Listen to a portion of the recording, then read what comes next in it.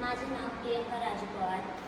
Me Sujay college of फार्मसीची 4th इयरची student असून आज आमच्या कॉलेजमध्ये डॉक्टर बाबासाहेब आंबेडकरांच्या 134व्या जन्मदिनानिमित्त भाषणाचे आयोजन केले आहे. तर मी माझ्या भाषणाला सुरुवात करते. आज आपण एका महान व्यक्तिमत्वाबद्दल बोलणार आहोत, जे की डॉक्टर बाबासाहेब आंबेडकर, ज्यांनी केवळ दलितांसाठीच नाही तर महिलांच्या सबलीकरणासाठी मोलाचे कार्य केले आहे.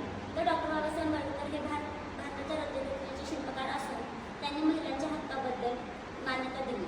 ज्यांच्या मते समाजातील एखादी स्त्री मागे राहिली तर संपूर्ण समाजाचा विकास अपूर्ण राहतो.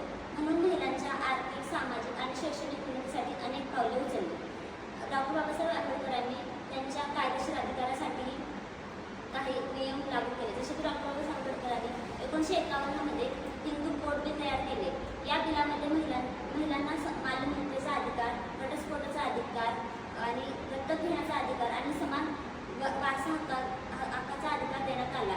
या बिल त्या काळात खूप क्रांतिकारी होता. त्यानंतर त्यांनी शिक्षणाचा प्रसारही केला. त्यांनी स्त्रियांच्या शिक्षणावर खूप सारे भर दिले. त्यांच्या म्हणण्याने सगळ्यांनी शिका, संघटित व्हा आणि संघर्ष करा.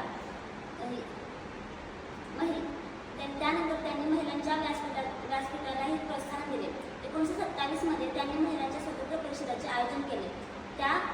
त्यांनी महिलांना समाजात आपले विचार मांडण्याचा व्यासपीठ दिला. त्यांनी स्त्रियांमध्ये आत्मविश्वास निर्माण करून आणला. त्यानंतर त्यांनी समानतेचा अधिकार दिला.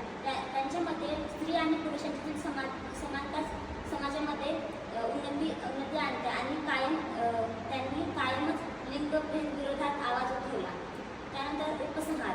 आज आपण जे स्त्री सशक्तीकरणाचा फळ चाखतो आहोत त्यामध्ये डॉक्टर बाबासाहेब आंबेडकरांचा खूप मोठा योगदान असून त्यांच्या दृष्टीमुळेच आज महिला शिक्षण,